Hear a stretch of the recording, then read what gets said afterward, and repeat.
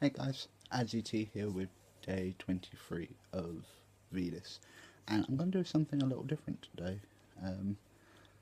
I know I don't actually talk about sports usually because, well, most people don't expect it from me, but I figured today I'd talk about my top 10 professional wrestlers, and by professional wrestlers I mean either TNA or WWE wrestlers, and these are like over the time that I've watched them, which is like 20 years. So I apologise if you've never heard of any of these, but hey, I figured I'd do it anyway.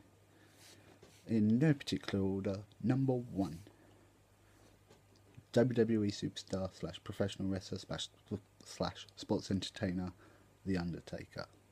By far.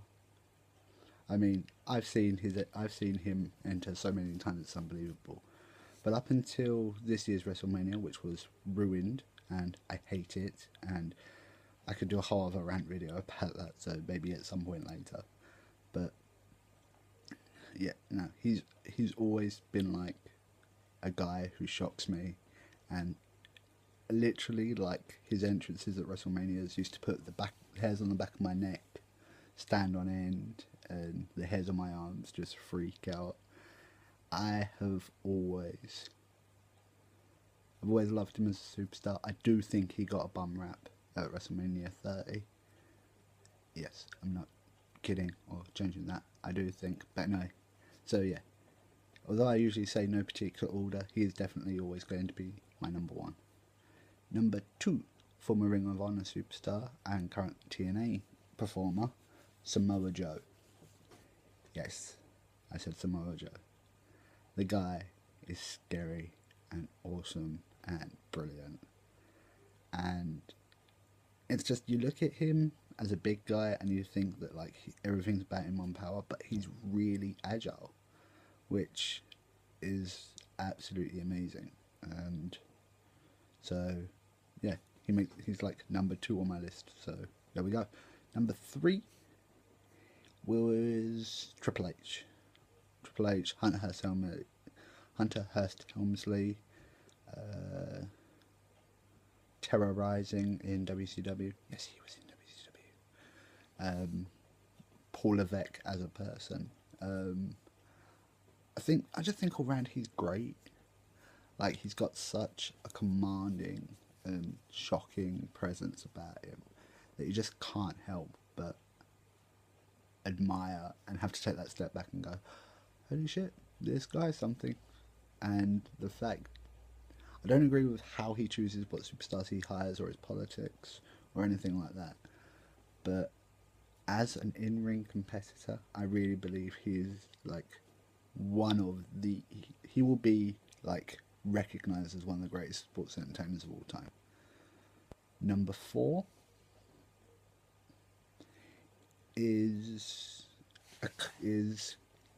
Willow the Wisp, or Willow, take your pick. I mean, he's like Jeff Hardy's dark side, and it gave me an element in him that I just found so amazing and brilliant.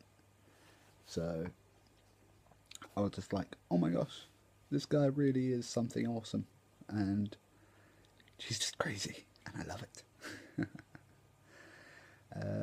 Number 5 is Rey Mysterio. Well, formerly Rey Mysterio Jr., current Rey Mysterio. I've always been amazed at what people will do from like the top of 50-foot ladders and such. Hence the reason why Jeff Hardy was also on this list, but I'll do my own thing about him after, even though he is Willow. But hey, I've always been amazed and shocked at what they do, and he's just got something about him that I love. Number 5, the show-off, Dolph Ziggler. Amazing. Absolutely amazing. He reminds me of what would have happened if Shawn Michaels and Ric Flair had like a gay test tube baby together. He's like he's like Mr. Charisma mixed with Mr. WrestleMania. And personally, I think the WWE need to learn to use him better, but that's just my opinion. I don't know anything about the company. Number 6. I told you it was coming. Jeff Hardy. It could be Jeff Hardy WWE era, Jeff Hardy first TNA era, Jeff Hardy second WWE era. Basically, any Jeff Hardy, including his current like creature look. He's just amazing and such a risk taker that you just can't help but go, this guy's physically insane, but I love it. Because I do that all the time when I see him. But there you go. Number 7 is... who would I say, really, if I thought about it? Probably Davey Richards. I just, as a former martial artist myself, I've just love everything about someone who can take martial arts styles, mix them up together, and combine them with like the flash of sports entertainment. That's just, to me, personally amazing and just great in general. So yeah, he's my number 7. Number 8, kind of a moot point, but I have to say the Monster Abyss from TNA.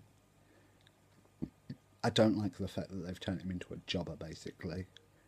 I don't like the fact that he's just seen as like this giant like punching bag, and I really hated the storyline between him and Brad.